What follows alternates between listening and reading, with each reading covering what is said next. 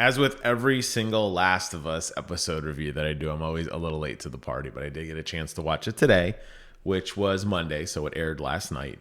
And I gotta say, Last of Us episode 6 does something that a lot of TV shows do, and I was curious how this show would handle that, and that was giving that reflective moment in a safe space. And we see this quite a bit on TV shows that have dangerous or post-apocalyptic or catastrophic events floating around them, as they'll always find a safe space for the characters to sit down and just have a meaningful chat. There's no zombies here. There's no raiders here. There's no bad guys here. It's just family. And we're just going to sit and talk it out. And we're going to treat this more like just a traditional drama, as opposed to the more intense action sequences, the, oh my God, we're about to die if something doesn't happen. Here in Jackson, Joel, Ellie, and Tommy get a chance to just take it easy and relax. It does pick up a little bit at the end of the episode, and I'll talk about that in a moment. But before I begin, I just wanted to say that I think the show continues to stay true to the original story where it makes sense. And there was a lot of very emotional scenes in the original game that take place between Joel, Ellie, and Tommy.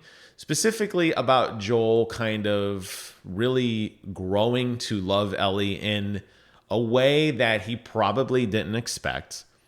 And Ellie definitely feeling vulnerable around Joel. And the thought of Joel kind of like, hey, I've done my mission. I'm moving on. Good luck, Ellie. You're going to go with my brother. He's smarter, better, wiser, faster, etc. He's going to take the reins from here, and I'm heading out. And obviously, Ellie not being comfortable with that. And I thought, to their credit, the actors did a phenomenal job with that scene. As a matter of fact, if you watch the post-credit scenes, the kind of like the behind the story that HBO Max likes to do, they specifically talk about the stress they had leading up to this scene, because if you think of the first Last of Us, there are probably 4 or 5 very significant, impactful moments. To me, this is one of the biggest, particularly the line when Ellie says, basically, everybody left me everybody who loved me has died or gone, everybody but you. So it's this very impactful moment of like, you're all I have left. I've put all my hopes and thoughts and dreams and survival on you. And what did start off as just a mission where I was just a piece of cargo, I have now become something that you care about in a way that you can't maybe process, Joel, but we're better together for that. And I think that is such an amazing, amazing scene. Really, really liked that they took such care in that scene, and they didn't try to like make it something it wasn't. I do have to laugh though at these episodes where we go from like bleak survivalism, we're hiding in dumpsters, we're watching people basically commit murder suicide, to hey, we're going to go watch a movie in the town and eat popcorn. And this is something that The Walking Dead unfortunately started to do more and more as it kind of ran out of, as these survivors kind of conquered the zombies in The Walking Dead. The last season or so definitely started to drag because it tried to turn itself into a drama show when it was really not designed for that. And the insight and the thought processes we had to the characters was more about their survival instinct and their camaraderie to each other, rather than the weird political stuff that Walking Dead did. And here you get to see a little dabble of that in Last of Us, where Jackson is a safe space. And let me tell you, if Jackson was kind of the home location of the show, this would be an incredibly boring show. These scenes that we watched in the episode are definitely the scenes when you are playing the game where you kind of put the controller down, you stretch, you get a water. It's kind of like, okay, like nothing is going to happen here. There's no way any of these people are going to get hurt.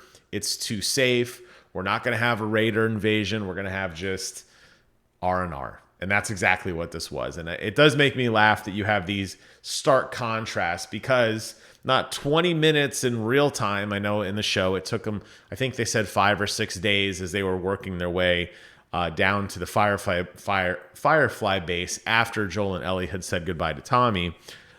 Sure enough, we get hit with Raiders again, and they're fighting, and Joel gets stabbed. And now the focus is going to shift to Ellie. Looks like they're going to pull in the DLC of Ellie's kind of prequel to kind of do a little flashback to show how she can learn to survive now that Joel is basically incapacitated at this point, to see how she can basically provide for the group and nurture him back to health. So we'll get to probably see a little bit of her going through that before in the mall, which was the DLC, which was a ton of fun. So I couldn't figure out when they were going to inject it into here. Part of me had thought it would be in one of those long episodes where they're just walking for a long time, and maybe they were doing their own introspective flashbacks. But this makes logical sense to insert it here, especially as Ellie is probably freaking out because as she just got done telling Joel he's her everything, and he's stabbed and now unconscious on the side of the road in the middle of nowhere. So we'll see where that plays out. I thought this was a good episode all in all. I'm curious. I know there's only a couple episodes left as the season wraps up, and I know they have committed to a second season. It looks like it's going to end pretty close to where the game ended, although we haven't seen a lot of Marlene. I know she plays a very significant role, at least in the very, very end of the game, and obviously in the show, which is going to emulate after that. Although, as we've talked about, and they did it once again, the one thing that this show, I think, could probably do a better job on is we're getting back into that episodic problem of the day. Here we're introduced to Tommy and Tommy's new wife in the village, and as soon as you meet them, they're gone. We've already done this now with villains. We've done this with heroes. We've done this with allies, where the game is very the TV show is very compartmentalized, and I don't understand why they couldn't have some parallels being drawn here. Yes, the suspense of, is Tommy alive? Joel going to rescue Tommy? Yeah, I got it. Tommy's fine. Tommy's thriving. He doesn't need anyone's help. But now that we have been introduced to Tommy, and we all know the role he plays in the second game and the role that he is going to have leading after kind of the events of this, I think it would be cool if we got some parallels and maybe Joel and Ellie wasn't the focus. And we'll see what kind of feedback HBO decides to do. I know they're following the game, and the game always centered to the playable character.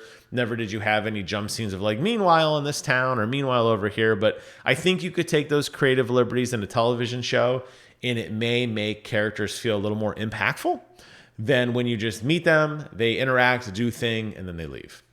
Just my thought. I'll be back again next week with episode number 7 review of The Last of Us.